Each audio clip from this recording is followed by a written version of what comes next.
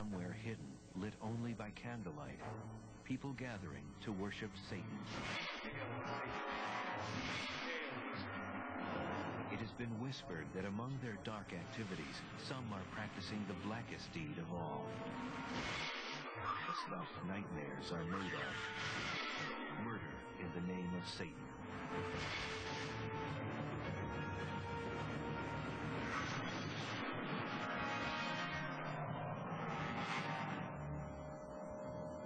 In recent years, there have been a number of bizarre murders with unusual circumstances. Some claim these deaths may be the aftermath of satanic rituals. There's a loose-knit network of cults, satanic cults, operating across this country. Some think it's the work of deranged individuals acting out their madness. It was the act of someone with a sick mind, with a mental illness, so to speak. Baffled, police from around the country have turned to specialists for help.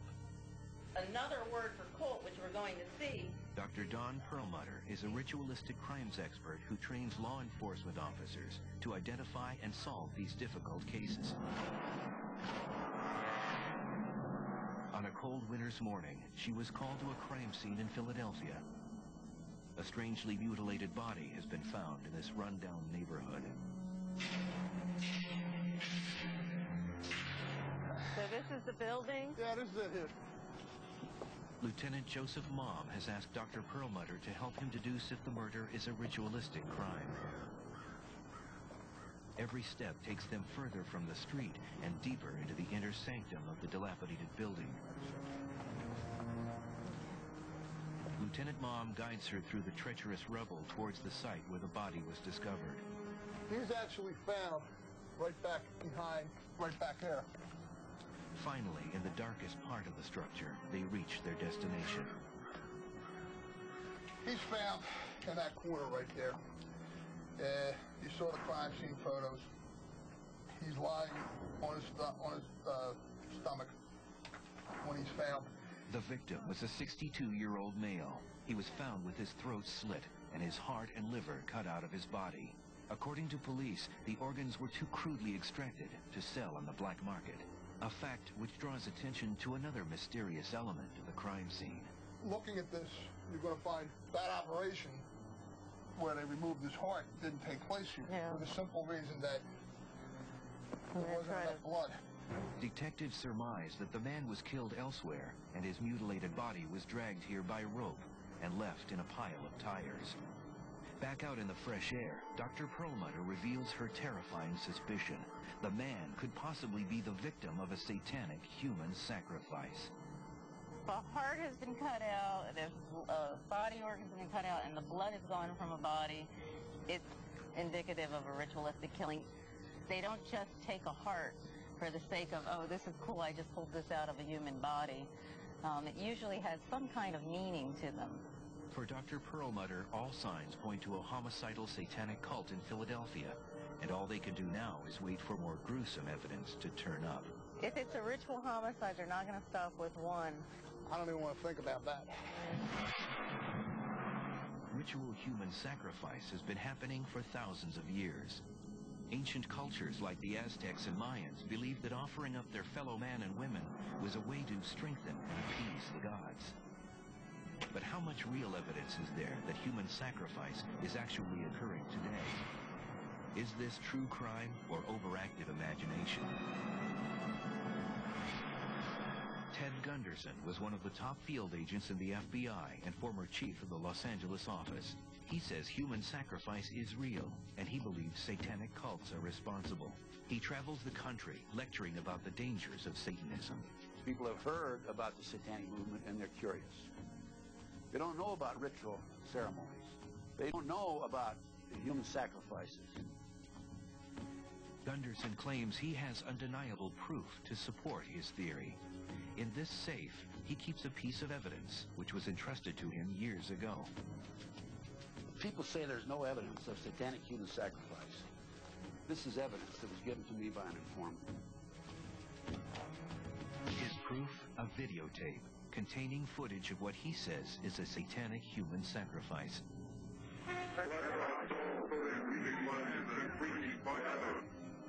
Are the scenes depicted on the tape actual or a staged hoax? We have before us a gift that is greater than us. Outlive, outlove any and every human being on earth. People, we are free. We are there. In order to assess the authenticity of the tape, Dr. Don Perlmutter, the ritualistic crimes expert, viewed the footage, looking for known satanic crime patterns.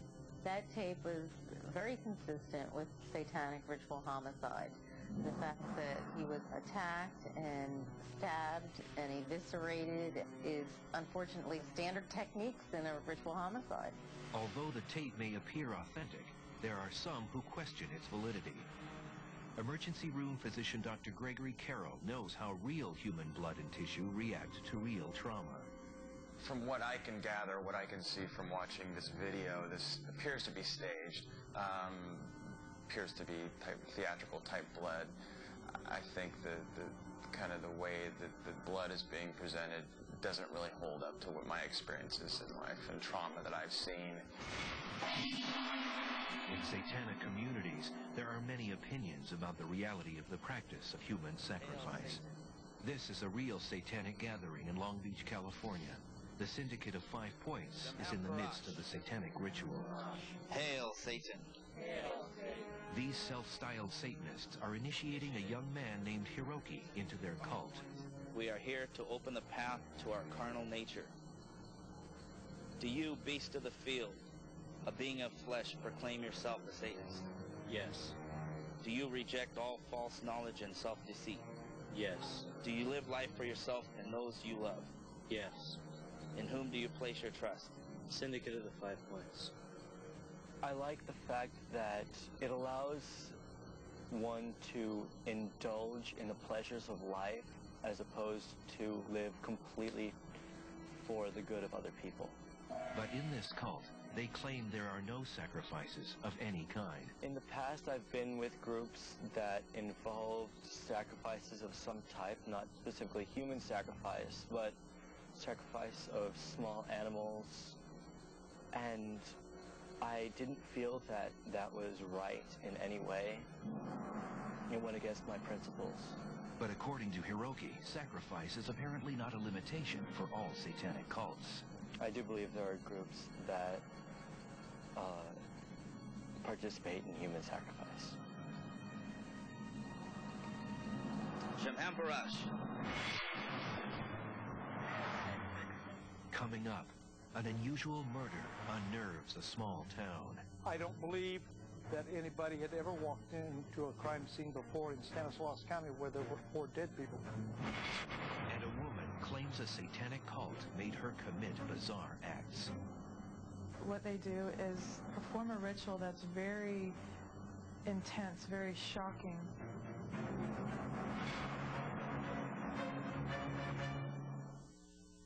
Contains material that may be disturbing to some viewers. Parental discretion is advised. 911 emergency? Yes, ma'am. We were awakened by a loud noise and some eruption going on outside on Mason Street in Salida. You are listening to an actual 911 recording of a woman who may have just heard the sounds of satanic sacrifice. Can you tell me what you heard?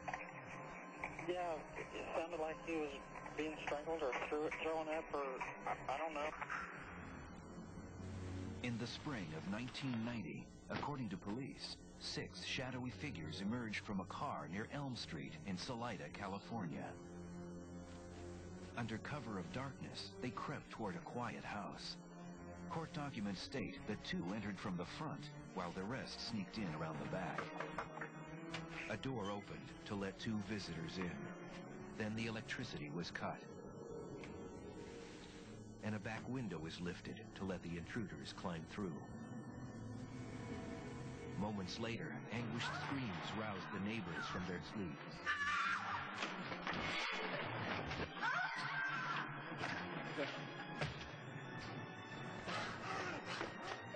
A man runs out into the moonlight with knife wounds he just received. 911. Listen, I just woke up and there's a man screaming outside. They're killing him. A hysterical woman escapes from the besieged house and pounds on a neighbor's door for help. There's a lady that just came out that door, and she looks like she got beat up or something. She's so scared she can hardly talk. Okay, so you take it easy because we got deputies on the way, okay? As calls pour into the Stanislaus County Sheriff's Department, officers and ambulances rush to the scene. The first officer to arrive stumbles onto a scene of unimaginable carnage. Detective Gary Deckard says it's a night that will haunt him forever. When I entered the residence, it was pretty gruesome, pretty horrific. There was 4 victims, all obviously dead. One of the victims, a 25-year-old man laying on the street after he attempted to flee the house. One of the victims was actually on the roadway, right here. Multiple stab wounds to his body. Victim number 2, the 51-year-old moved in the house. Victim number 3, a 35-year-old man butchered in the kitchen.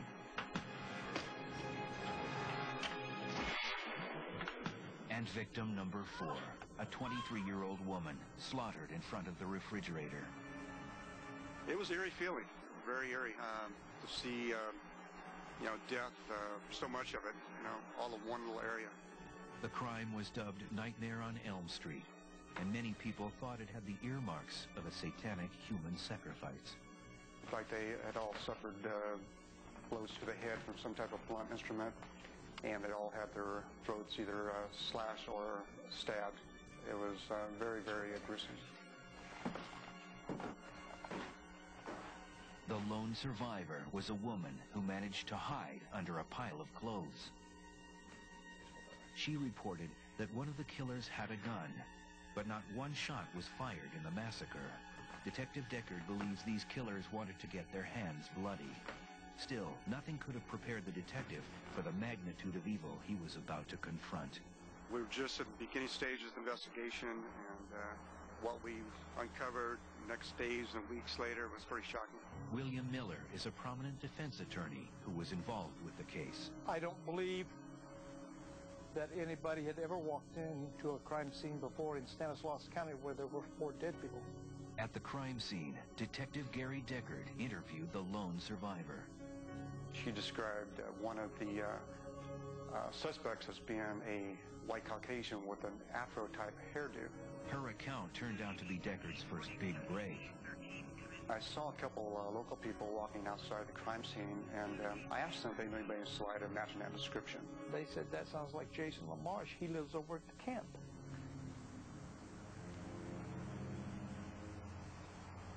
Jason LaMarche was linked to an old migrant workers camp just a mile away from the crime scene. The camp was home to Gerald Cruz, Ricky Vieira, and Dave Beck. This is what the locals refer to as the camp. This is where they resided at. In that little house right there at the end. Deckard's men nabbed Ricky Vieira first, and according to police, after several interviews, he confessed. He finally admitted to his participation in the murders. Vieira also confirmed that the other 3 suspects took part in the murders, along with Ron Willie and Melissa Missy Evans. Detective Deckard and his officers swiftly arrested all 6 suspects. During his conversations with Vieira, Deckard verified his suspicions that this was no ordinary gang of thugs. It's one of these interviews that you'll always remember the rest of your life. He told me that he in fact did kill her, and when he described it to me, he actually did it in a chuckle. But Ricky had these eyes like a Charlie Manson look, like he was so removed from reality. The comparison to Charles Manson couldn't be confined to just Vieira's shifty look. A little over 20 years earlier, Manson led his cult of followers to commit a brutal ritual murder of their own. Vieira's testimony seemed to support the feelings of many in the community that his gang was actually a homicidal cult. The leader of this cult was 28-year-old Gerald Cruz. He had a natural flair for human psychology. He understood what made people tick. That was rather obvious because he took people and could mold them to his will. He would find people that was low self-esteem, possibly homeless. He'd bring them into his little group, and once they were there, he controlled them. He was a control freak. According to William Miller, several years earlier, Cruz had formed a self-styled cult, which he named the Order of the Lion. Everybody that was a member of the Order of the Lion then signed the book and put a thumbprint beside their name in blood. If I recall, there were at least a dozen names in the book. While searching Cruz's cabin, investigators will soon make a shocking discovery.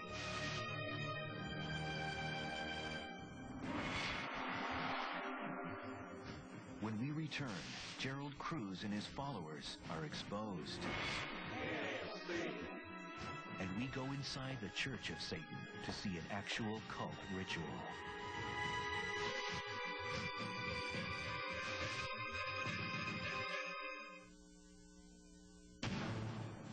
The residents of a tiny Northern California town were shocked when 4 people were killed in one night. Cult members' diaries were found by the police at the home of Gerald Cruz, the prime suspect in the case. According to police and court documents, the diaries detailed rituals and evil plans. Like most self-styled Satanists, Cruz combined the traditional satanic rituals he learned in books with his own creations. The most chilling entry in any of the diaries concerned Gerald Cruz's opinion of human sacrifice. Gerald Cruz wrote in his diary that one of the most cleansing rituals that could be performed was the sacrifice of a newborn baby. Some believe that those who sacrifice humans do it to gain favor with Satan, who supposedly will give them long life in return. For Cruz and his Order of the Lion, was the murder of the 4 people on Elm Street a brutal crime spree? Or was there evidence it went further and was also a ritual sacrifice? Sheriff Richard Brashears, who investigated the murders, noted that certain aspects of the case didn't fit the typical satanic profile. Most notably, the satanic material was found at Gerald Cruz's home, not at the crime scene. There was no writings left or no diagrams or anything like that that was left in the home that would be a signature of a satanic or ritualistic killing. Attorney William Miller believes Gerald Cruz didn't behave like the typical high priest of a satanic cult. I think that where you have people who practice satanic rites or devil worship, they have a focus point, Satan. I don't believe that Gerald ever had a focus point more than Gerald. Cruz was rumored to have a personal vendetta against the murdered homeowner. Some conflict over Missy and the affections and who she was seeing and who she had been seeing. But if the homeowner was the only one the cult was out to kill, why were there 3 other victims? There was no real explanation why they were killed so brutally other than Gerald Cruz did not want any survivors. In the end, Gerald Cruz, Ricky Vieira, and Dave Beck were sentenced to death, while Jason LaMarche and Ron Willey received 62 years for their role in the crime. Michelle Missy Evans made a deal to testify and was placed on probation for 3 years.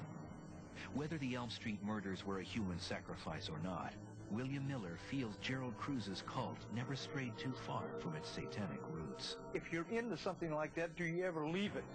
Don't forget, they had all done these things. They still all had the ritual books. According to police, the books did appear to be satanic in nature. It's just one of those cases that I just never forget as long as I live. I would have to say Gerald Cruz, probably the most evil person that I've ever met, laid eyes on. If Gerald knows that, that probably thrills him to death to hear it. Gerald Cruz isn't talking, so perhaps we'll never know if the bloody massacre was a gift to Satan or the acts of a madman with a following. Some experts think Gerald Cruz loosely based his cult on his interpretation of satanic teachings. But members of the Church of Satan claim that people like Cruz are giving real Satanists a bad rap. Hail Satan. Hail Satan. In a ritual ceremony, they gather and place a young woman on an altar to worship Satan and represent man's carnal desires. In the name of Satan, the ruler of the earth, the king of the world, I command the forces of darkness to bestow their infernal powers upon me. Our God is not a guy hanging on a cross, dying. Our God is someone who is beaten down, who has been cast down by the most powerful being in the universe, presumably, and still can stand up and continue to fight. That's a very human hero, and that's our hero. Blanche Barton is a magistra in the Church of Satan. She was given the title by a council of 9 who lead the church for her accomplishments in spreading the word of Satan. Blanche was the longtime companion of Anton LaVey, late founder of the Church of Satan, the first modern organized satanic church. Known as the Black Pope, LaVey was the author of the seminal Satanist creed, the Satanic Bible. Now, Barton has dedicated her life to carrying on LaVey's libertine lifestyle. I think the role of the Satanist in society in general will always be Satan. Exploring the boundaries of propriety and kind of playing with people, kind of ticking people off. Belial, I am thee, thou art me. We are all one. Let our will be done. The Church of Satan says they are often wrongly associated with ritual sacrifice.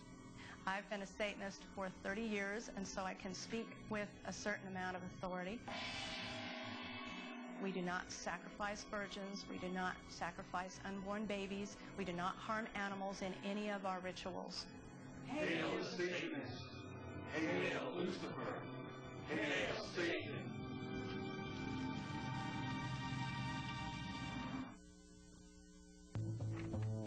Ted Gunderson, the former FBI agent who has spent his life researching ritual human sacrifice, insists that murder is the very foundation of Satanism. As evidence, he points to famed English occultist Aleister Crowley's book, Magic and Theory in Practice. And here's what he says in his book. For the highest spiritual working, one must accordingly choose the victim which contains the greatest and purest force. A male child of perfect innocence and high intelligence is the most satisfactory and suitable victim. This is in their literature. Gunderson says that children are the primary victims of satanic cults. I receive hundreds of letters, hundreds of phone calls. I have talked to hundreds of what we call satanic ritual abuse survivors. Ted Gunderson has traveled across the country to interview a survivor named Sharon, who has a staggering story. I want to talk to Sharon now because she remembers a lot more details about the cult. Sharon is an artist who claims she recently escaped from a traditional satanic cult. Ted has learned that Sharon was inducted into the cult at a very young age. Hi. How are you doing? Let's start with how they control people. How they control people is they bring the children in very small, and they put them on an altar, and they give them a different name, like a new name, and then they would tell them, you're asleep, this isn't really happening to you, while they're performing the evil satanic ritual on their body or their mind. Sharon vividly recalls her own induction ceremony. One of the leaders chopped off the head of this black goat, and then he picked it up by the top of the head, and he was like sprinkling the goat so the blood would drip all over my body. And they were saying, Lucifer is Lord. Lord. Lucifer is Lord. Sharon tells Ted Gunderson that she had repressed all knowledge of these memories until one traumatic day 6 years ago. I prayed one day, and I just said, God, what is wrong with me? I want to know. I'm ready to see it. Show me. Images from her disturbing thoughts began to appear in her artwork. I would do a piece of art, and then later it would pop out, and I'd go, oh my gosh, that was the ritual. Gunderson convinces Sharon to join him on the long drive back home to face the trauma of her youth. She brings Ted here to a remote forest area where she claims the satanic cult performed many ceremonies at night. In the rituals at night, I saw the most frightening thing, these three men standing in these black suits and waiting for me. And they were programming me and saying, you aren't going to remember any of this. You're at the beach, you're in the water, everything's peaceful. Next, Sharon leads Ted deeper in the forest to a place where she says she was taken by cult members many times. Like right up there. They took me up here at night, and we went up there, right at the base of the waterfall there, and they were praising Lucifer and speaking in weird languages, and just had me under very deep programming, mind control, so I didn't remember any of it happening. During a hike here years ago, the waterfall triggered the release of her repressed memories. I said, oh my gosh, something happened up here, and I started... memory. Yeah, I started going through the memory and everything, and the pain. Even more chilling, Sharon claims the cult used this very spot for the most heinous of all deeds, human sacrifice. I had 4 babies to my knowing, and 4 of the babies were killed in the rituals. And I had to kill all of them. But are Sharon's memories real, or is she the victim of outside suggestion? Either way, the memories are too much for her. How do you feel now that we visited? Did it bring back any emotional problems for you? Yeah, whenever I talk about it, it kind of brings up the sadness in me, realizing what happened, and mainly for the babies that were killed. It's horrible what they do there. It's just terrible. But for Gunderson, this interview is a major revelation. The information that Sharon gave today confirms information previously furnished by other survivors. However, many experts consider Gunderson's methods suspect. Recovered memories such as Sharon's are often highly unreliable, and the Church of Satan refutes allegations that they participate in any such abuse. All these people getting on talk shows, on Oprah Winfrey and Geraldo Rivera's show, with these wild tales of recovered memories and generational Satanism, and of course there's no such thing. Yet ritualistic crimes expert Dr. Don Perlmutter finds Sharon's story quite credible. I have worked on cases that are very similar. Her descriptions are very detailed, and I believe that that happened to Sharon. Just outside Philadelphia, officers of the Lower Makefield Police Department investigate the grisly site of what seems to be another ritual human sacrifice. We come down, we're looking for other evidence, other things that may link people to crime, footprints, pieces of trash people may have dropped, identification, pieces of clothing, other things that may help us figure out what happened and what was going on. As they examine the ominous evidence left behind, all signs point to a murderous satanic cult. When we return, the culprits who left behind this satanic scene are divulged. And officers in Ohio interview a teenage suspect with ties to Satanism. When my mom's been murdered.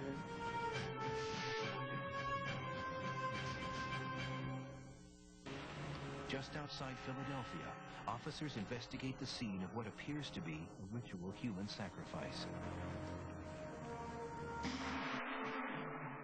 Who found it? Had a fisherman was down there fishing by the water and happened to come across it as he was working his way down the river.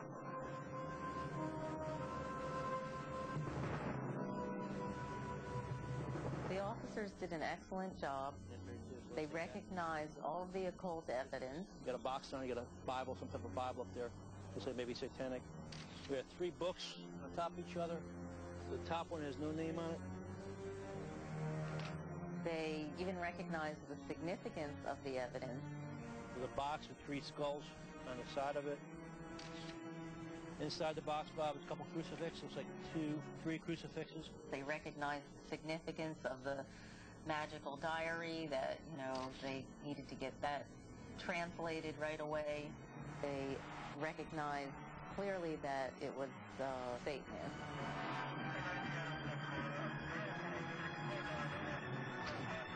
But this is not a real satanic crime scene. 3 hours earlier, Dr. Don Perlmutter and Corporal David Schaefer of the Pennsylvania State Police had set up this mock crime scene. It's important for police to know how to investigate these types of crime scenes because it's starting to occur much more frequently. Dr. Perlmutter wants the officers to be aware of what a satanic crime scene looks like and what kind of occult evidence might be found at such a scene. The scenario: a group of Satanists had just finished sacrificing a young girl when they were suddenly interrupted. Forced to flee in a hurry, they left behind most of their ritual items. Before the officers arrive, she begins setup of the fake scene, starting with the altar. This is the chalice. It has this pentagram on it. During the homicides, they may use it to put blood in there and to literally drink the blood. Because Satanism is a reversal of Christianity, what they do is they take crosses and they turn them upside down. Perlmutter places rosary beads, a crucifix, and the Satanic Bible into a tree. Then she adds the most critical piece of evidence. There's a thing called a grimoire, or a book of shadows. Basically, essentially, it's a magical diary. This is the best kind of evidence you could ever find, because if they murdered people, they wrote it down here. And finally, human teeth. Because of the nature of the ritual and the nature of what they believe in, the longer they harm someone and the longer they prolong it, it gives them more power. One of the ways you torture someone is to knock their teeth out, pull their teeth out. So I actually have, real teeth that I'm going to put at the scene. After scattering simulated body parts, the preparation is complete. Dr. Perlmutter's trainer helps us identifying the type of crime scene it was. So far, a satanic human sacrifice hasn't happened in this area. But thanks to Dr. Perlmutter's training, these officers will be prepared if it ever does. Perlmutter's theory that homicide detectives need to know how to recognize a satanic crime scene was proven all too true in Bel Air, Ohio in 1995. Sheriff Tom McCord and his deputies are summoned to a local residence when a teenage son comes home to discover his parents had been brutally murdered. This real footage shows what one of McCord's deputies videotaped. Okay, this is the living room coming in through the front door. When I got to the scene, I didn't want to be there, and I know Sergeant Samples and the squad members. We all had the same thing. Why ask? When they made their entry into the residence, what they found staggered them. Okay, be the first bedroom to the right in the hall. We found her lying on her bed. We also found in that room an axe with blood and some other elements on it. We found various items which would be used in satanic worship. When the officers enter another bedroom, they find the father lying face down on his bed. It appeared Sheriff McCord had a satanic killer on his hands, and all signs pointed to the murdered couple's son, Nathan Brooks. Within hours, police tracked the teenager down in a local cemetery.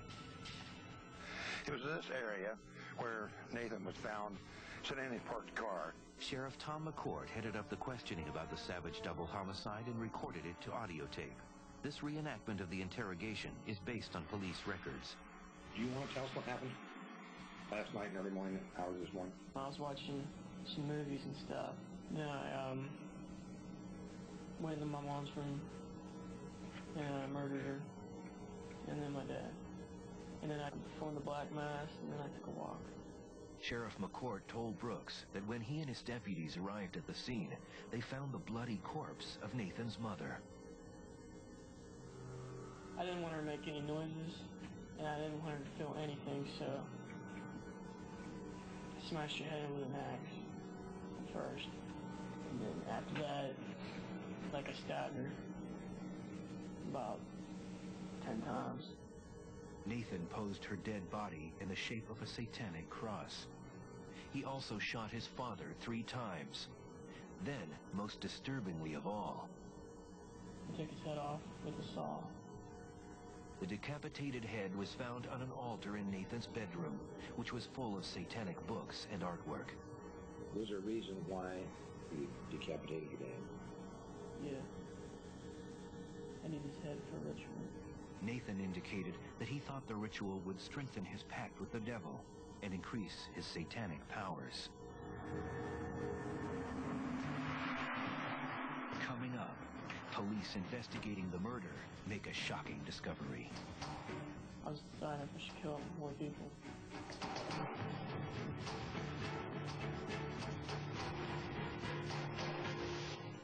17-year-old Nathan Brooks confessed to murdering his parents and claimed he had a pact with the devil. Sheriff Tom McCourt found evidence of occult dabbling in Nathan's Book of Shadows, a journal in which Nathan documented his satanic rituals. Many performed for his friends in high school. Did you make sacrifices back then? Yeah. What did you use then? Just animals and stuff. My own blood. Your own blood?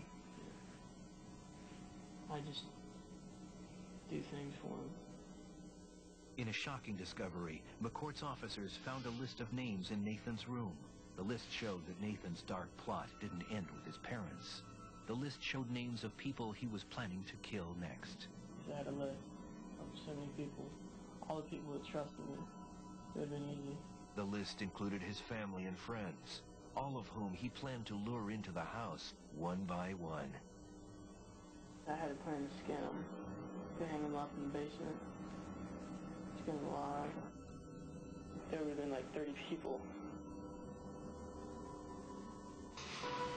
Although all signs pointed to a case of satanic human sacrifice, Sheriff McCourt began to doubt that communion with the devil was the real reason behind the murders. When I asked Nathan at first if he talked to Satan, he indicated that he did.